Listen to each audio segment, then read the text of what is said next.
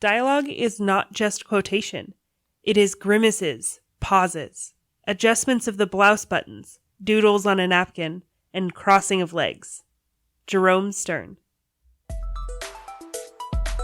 You're listening to Writing Roots, brought to you by Aspen House Publishing. Welcome to Writing Roots. I'm Leigh Hull. And I'm Leigh Esses, and I am very excited about this series.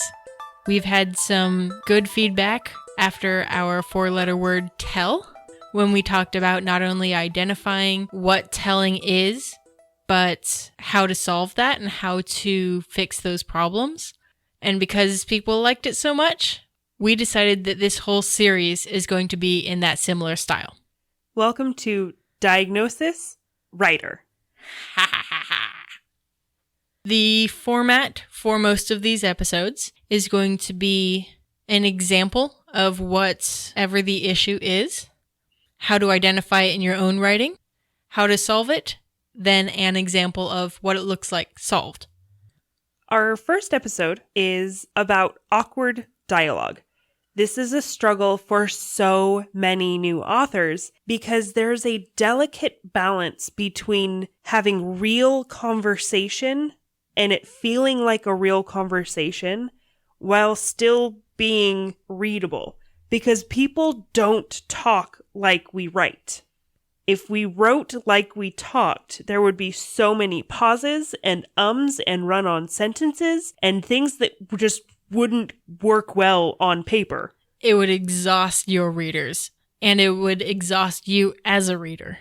So if you've ever wondered why you struggle so much to write dialogue, even though you talk just fine, it's because there is a different style between actual dialogue and written dialogue.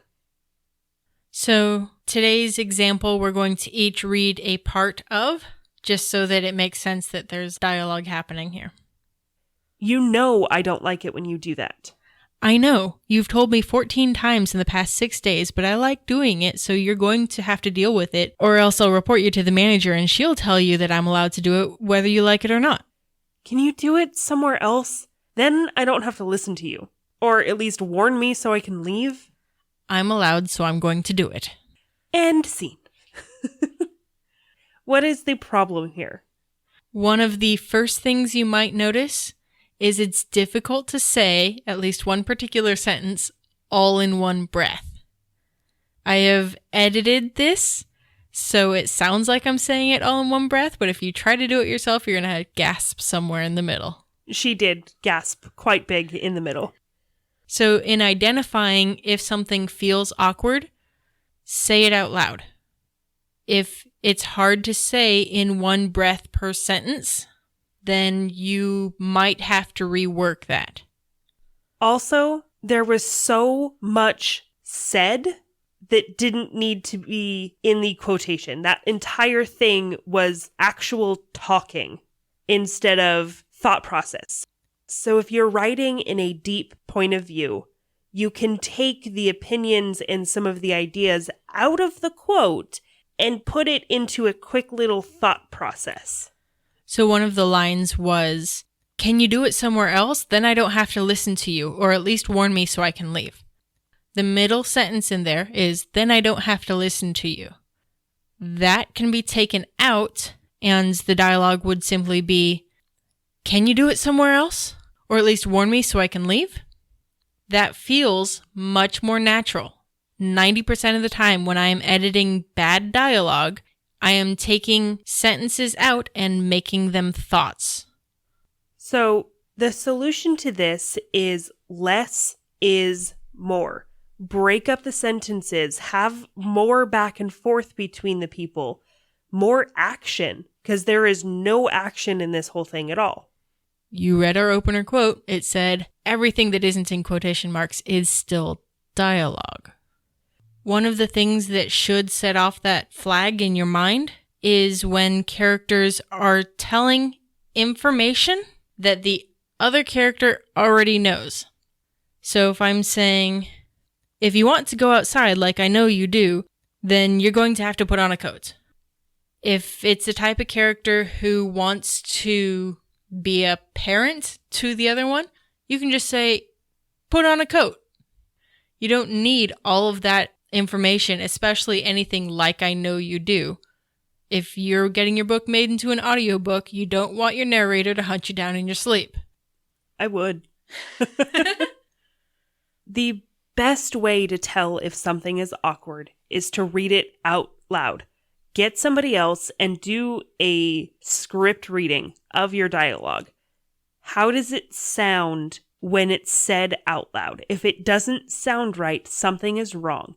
And it's usually because you put too much into the dialogue. If you ever read movie scripts, theater scripts, it's very rare in the last 2 centuries to have a monologue. 1 sentence, maybe 2, unless a character is giving a speech or some kind of all eyes on me moment. Another place I see awkward dialogue is exposition. And I know we've talked about exposition before and how to avoid it like the plague. If you need to include exposition in something, your character needs to be talking to someone who doesn't know. I just started watching a new Netflix show called Cursed.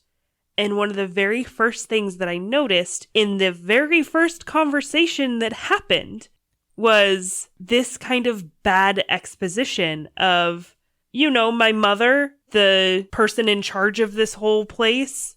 You know her? Yeah, I'm your best friend. Of course I know her. Like, that's what it felt like to me because there was too much information put there in a conversation between 2 people who knew that already. And that could have been such a great dramatic reveal.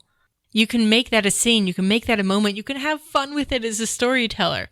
To just dump that information in an awkward dialogue is one of the last things you as an entertainer want to do to your audience. Another thing that can make awkward dialogue is characters just agreeing with each other. When your characters are agreeing, it generally makes for a relatively flat scene. By the end of the scene, you may want the characters to agree, but make that a struggle, make it a moment, make it a scene to get there. If they're talking about something that they do agree on, make them passionate about it. Leigh and I have conversations all the time where we are agreeing, but we're venting. And so we're animated, our hands are flying everywhere. Add that choreography in there to convey the point that they're worked up, that they're animated about it. Don't just have them be sitting there going, yeah, this style is a little weird, but it works, whatever. That's so boring. So that can be one of your red flag identifiers for if your dialogue might not be the best it could be. If the characters are starting to agree with each other a little too often, then maybe something needs to change. Sometimes that's solved with changing one character's opinion until the end of the scene. Sometimes that's solved with a third character coming in, and then these 2 characters have to argue their points against a new point of view. So back to the example that we had specifically. In there were a lot of questions asked or implied that never actually got answered. So in the original one, the question was, can you do it somewhere else? Then I don't have to listen to you. Or at least warn me so I can leave. Break that up into chunks. We already talked about taking the then I don't have to listen to you and removing that entirely, making that a mental thought process. But you can also give the person time to answer the question. Can you do it somewhere else? No. Well, can you warn me? And give them an actual back and forth instead of monologue length lines. When setting up a rhythm for the way your dialogue comes across, punctuation is your friend.